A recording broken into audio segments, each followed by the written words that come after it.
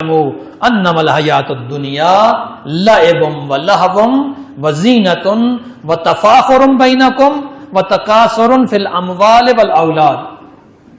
وہاں کثرت مال اور کثرت اولاد دونوں کی بات کی گئی ہے. تو یہاں ہو سکتا ہے اس سورہ میں بھی اس کثرت سے مراد دونوں چیزیں ہوں.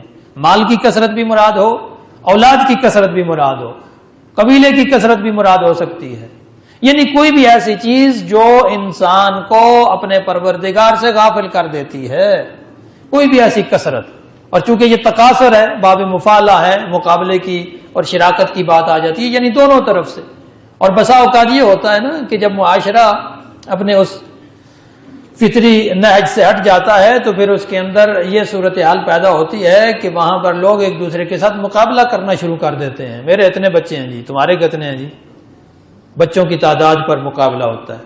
میرے خاندان کے اتنے لوگ ہیں، اتنی تعداد ہے. تمہارے کتنی ہیں جی؟ تم تو تھوڑے سے لوگ.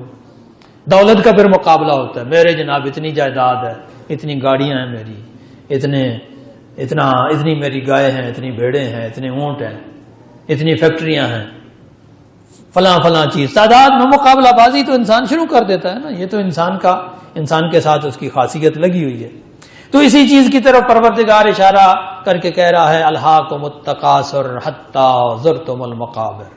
کثرت نے تمہیں اتنا شیفتہ کر رکھا ہے، اتنا اپنا دیوانہ بنا رکھا ہے، تم اپنے رب کی طرف سے غافل ہو گئے، تم اپنی موت کی طرف سے بھی غافل ہو گئے، یہاں تک کہ تم موت کے دہانے پر جا پہنچے، قبر کے دہانے پر جا پہنچے.